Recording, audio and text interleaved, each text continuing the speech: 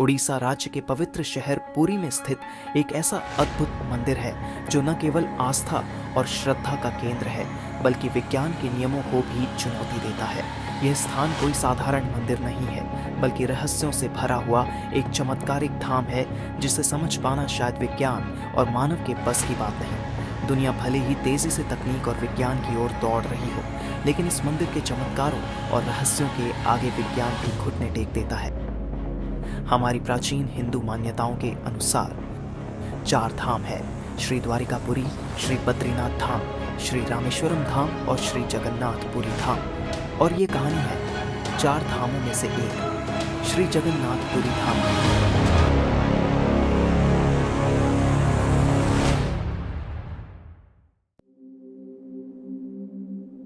माना जाता है कि भगवान विष्णु जब चारों धामों पर बसे अपने धामों की यात्रा पर जाते हैं तो हिमालय की ऊंची चोटियों पर बने अपने धाम बद्रीनाथ में स्नान करते हैं, पश्चिम में गुजरात के द्वारिका में वस्त्र पहनते हैं, पुरी में भोजन करते हैं और दक्षिण में रामेश्वरम में विश्राम करते हैं। पुरी का जगन्नाथ धाम 4 धामों में से एक है। यहाँ भगवान जगन्नाथ बड़े भाई बलभद्र और बहन सुभद्रा के साथ विराजते हैं। जगन्नाथ मंदिर विष्णु के 8वें अवतार श्री कृष्ण को समर्पित है। भारत के पूर्व में बंगाल की खाड़ी के पूर्वी छोर पर बसी पवित्र नगरी पुरी उड़ीसा की राजधानी भुवनेश्वर से थोड़ी दूरी पर है। श्री जगन्नाथपुरी मंदिर सिर्फ एक युग से नहीं बल्कि कई युगों से खड़ा है और इसका उल्लेख हमारे पुराणों में भी मिलता है। और यह सिर्फ एक पुराण में ही नहीं बल्कि कई सारे पुराणों में विस्तृत रूप से वर्णित है। श्री जगन्नाथपुरी धाम की महिमा और इसके रहस्य सदियों से हमारे शास्त्रों और कथाओं का हिस्सा रहे हैं जो इस धाम को और भी दिव्य और अद्वितीय बनाते हैं। वर्तमान में जो मंदिर है वह 7वीं सदी में बनवाया था। हालांकि इस मंदिर का निर्माण ईसा पूर्व 2 में भी हुआ था। यहाँ स्थित मंदिर 3 बार टूट चुका है। 1174 ईस्वी में ओडिशा शासक अनंग भीमदेव ने इसका जीर्णोद्धार करवाया था। मुख्य मंदिर के आसपास लगभग 30 छोटे बड़े मंदिर स्थापित हैं। कहा जाता है कि सबसे पहले सब्र आदिवासी विश्ववसु ने नीलमाधव के रूप में इनकी पूजा की थी। आज भी पुरी के मंदिरों में कई सेवक हैं जिन्हें दैतापति के नाम से जाना जाता है। मत्स्य पुराण के अनुसार नीलगिरी में पुरुषोत्तम हरि की पूजा की जाती है। पुरुषोत्तम हरि को यहाँ भगवान राम का रूप माना गया है। सबसे प्राचीन मत्स्य पुराण में लिखा है कि पुरुषोत्तम क्षेत्र की देवी विमला है और यहाँ उनकी पूजा होती है। रामायण के उत्तराखंड के अनुसार भगवान राम ने रावण के भाई विभीषण को अपने इक्ष्वाकु वंश के कुल देवता भगवान जगन्नाथ की आराधना करने को कहा। आज भी पुरी के श्री मंदिर में विभीषण वंदना की परंपरा कायम है। ब्रह्म और स्कंद पुराण के अनुसार यहाँ भगवान विष्णु पुरुषोत्तम नीलमाधव के रूप में अवतरित हुए और सबर जनजाति के परम पूज्य देवता बन गए। सबर जनजाति के देवता होने के कारण यहाँ भगवान जगन्नाथ का रूप कबीलाई देवताओं की तरह है। पहले कबीले के लोग अपने देवताओं की मूर्तियों को काष्ठ से बनाते थे। जगन्नाथ मंदिर में सब्र जनजाति के पुजारियों के अलावा ब्राह्मण पुजारी भी हैं। ज्येष्ठ पूर्णिमा से आषाढ़ पूर्णिमा तक सब्र जाति के दैतापति जगन्नाथ जी की सारी रीतियां करते हैं। स्कंद पुराण में पुरी धाम का भौगोलिक वर्णन मिलता है। स्कंद पुराण के अनुसार पुरी एक दक्षिणवर्ती शंख की तरह है और यह 5 कोस यानी 16 किलोमीटर क्षेत्र में फैला है। माना जाता है कि इसका लगभग 2 कोस क्षेत्र बंगाल की खाड़ी में डूब चुका है। इसका उदर है समुद्र की सुनहरी रेत जिसे महोदधि का पवित्र जल धोता रहता है। सिर वाला क्षेत्र पश्चिम दिशा में है जिसकी रक्षा महादेव करते हैं। शंख के दूसरे घेरे में शिव का दूसरा रूप ब्रह्म कपाल मोचन विराजमान है। माना जाता है कि भगवान ब्रह्मा का एक सिर महादेव की हथेली से चिपक गया था और वह यहीं आकर गिरा था। तभी से यहाँ पर महादेव की ब्रह्म रूप में पूजा करते हैं। शंख के तीसरे वृत्त में मां विमला और नाभि स्थल में भगवान जगन्नाथ रथ सिंहासन पर विराजमान है। जगन्नाथ लोकनाथ नीलाद्रीश परहरि दीनबन्धुर्दया सिन्धु कृपालु जनरक्षका। इस मंदिर में स्थापित की गई मूर्तियों की कहानी मालवा के राजा इंद्रद्युम्न के काल से शुरू होती है। पौराणिक कथाओं के अनुसार राजा इंद्रद्युम्न, जिनके पिता का नाम भारत और माता सुमति था, भगवान विष्णु के परम भक्त थे और वे भगवान विष्णु की विशेष कृपा प्राप्त करना चाहते थे। उन्होंने यहाँ कई विशाल यज्ञ किए और एक सरोवर बनवाया। कई ग्रंथों में राजा इंद्रदयुम्न और उनके यज्ञ के बारे में विस्तार से लिखा है। एक दिन उन्होंने स्वप्न में भगवान विष्णु के एक दिव्य रूप के दर्शन किए और उन्हें आदेश मिला कि वे भगवान जगन्नाथ, बलभद्र और सुभद्रा की मूर्तियों की स्थापना करें और कहा, नीलांचल पर्वत की एक गुफा में मेरी एक मूर्ति है, उसे नीलमाधव कहते हैं। तुम एक मंदिर बनवाकर उसमें मेरी यह मूर्ति स्थापित कर दो। राजा ने अपने सेवकों को नीलांचल पर्वत की खोज में भेजा। उसमें से एक था ब्राह्मण विद्यापति। विद्यापति ने सुन रखा था कि सब्र कबीले के लोग नीलमाधव की पूजा करते हैं और उन्होंने अपने देवता की इस मूर्ति को नीलांचल पर्वत की गुफा में छुपा रखा है। वह यह भी जानता था कि सब्र कबीले का मुखिया विश्ववसु नीलमाधव का उपासक है और उसी ने मूर्ति को गुफा में छुपा रखा है। चतुर विद्यापति ने मुखिया की बेटी से विवाह कर लिया। आखिर में वह अपनी पत्नी के जरिए नीलमाधव की गुफा तक पहुंचने में सफल हो गया।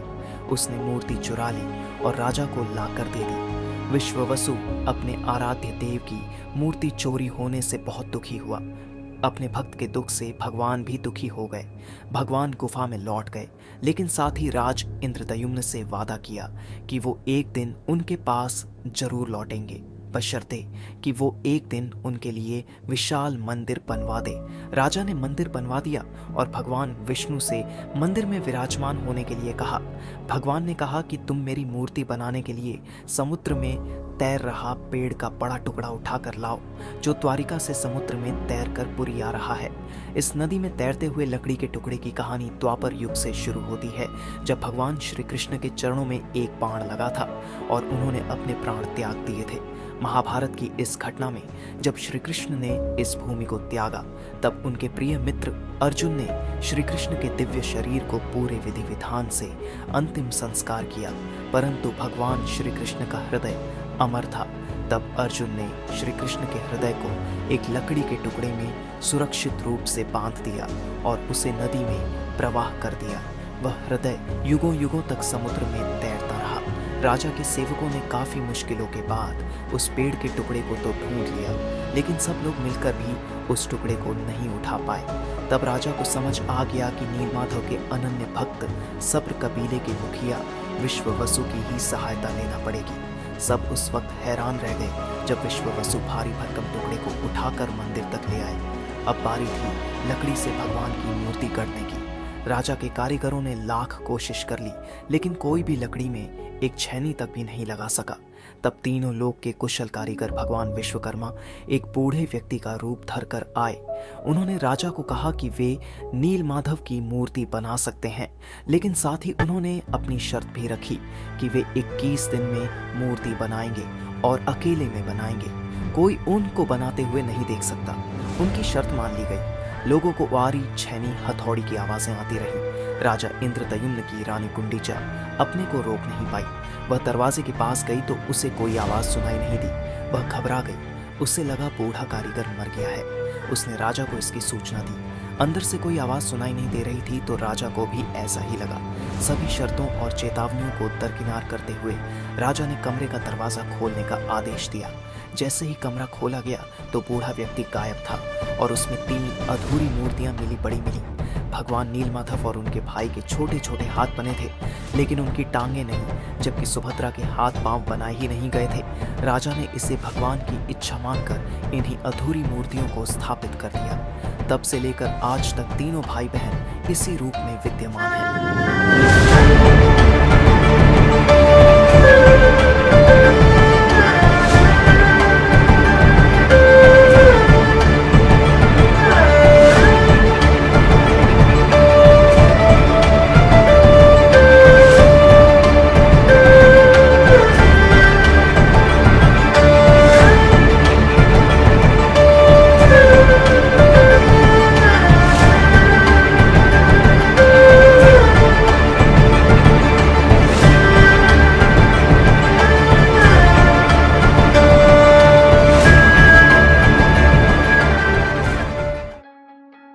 श्री जगन्नाथ मंदिर अपने आप में एक अद्भुत और रहस्यमय स्थल है, जहां विज्ञान के सभी सिद्धांत मानो नतमस्तक हो जाते हैं।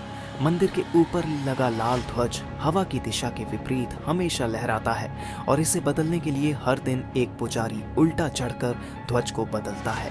मंदिर का मुख्य गुंबद भी अपने आप में एक चमत्कार है। चाहे दिन के किसी भी समय हो, इस गुंबद की छाया कहीं नहीं दिखती, मानो यह अदृश्य हो। यह प्राचीन मंदिर 4 लाख वर्ग फुट क्षेत्र में फैला हुआ है, जिसकी ऊंचाई 214 फुट है। इसके निर्माण का श्रेय हमारे प्राचीन इंजीनियरों को जाता है, जिन्होंने 7वीं सदी में इस अद्वितीय मंदिर का निर्माण किया। सबसे अद्भुत बात यह है कि पुरी में कहीं से भी मंदिर के शिखर पर स्थित सुदर्शन चक्र को देखो, वह सदैव आपके सामने ही प्रतीत होता है।